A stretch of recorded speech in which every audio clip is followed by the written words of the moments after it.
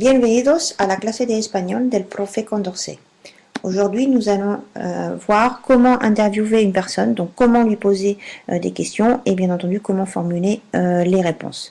Alors pour l'interview, il s'agit donc de savoir poser une question avec la ponctuation, les mots interrogatifs, les verbes, la syntaxe, tutoiement, vouvoiement, savoir y répondre, ne pas tomber à côté de la question, hein, et également utiliser le vocabulaire indispensable, par exemple de l'identité, des chiffres ou encore de la description physique ou bien de la famille.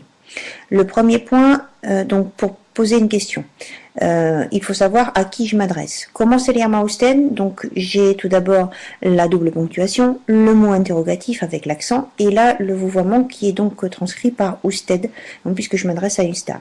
S'il s'agit d'un ami, j'aurai la même question, comment te llamas? Mais par contre, j'ai le AS qui sera caractéristique en fait puisque on tutoie la personne. Pour la réponse de la star, elle dira me llamo Penélope Cruz, sachant qu'on pourra dire yo me llamo, mais ce ne sera qu'une tournure de renforcement. Pour l'ami, il va faire le même type de réponse, me llamo Enrique, hein, donc le verbe ne change pas. Bien sûr, il pourra également dire yo si on veut renforcer.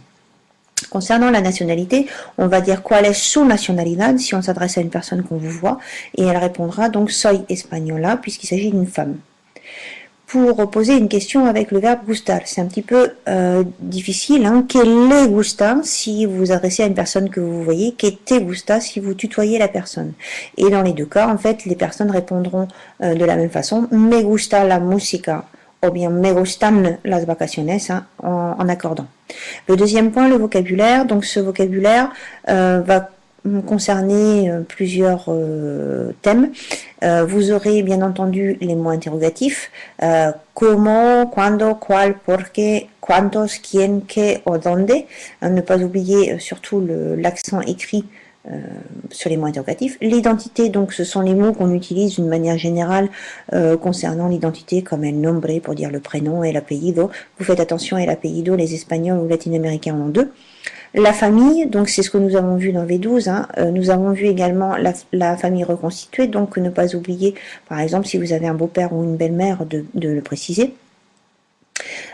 Pour décrire, donc, il faut faire attention à si vous utilisez ser ou si vous utilisez tener, sachant que la phrase en fait aura le même sens.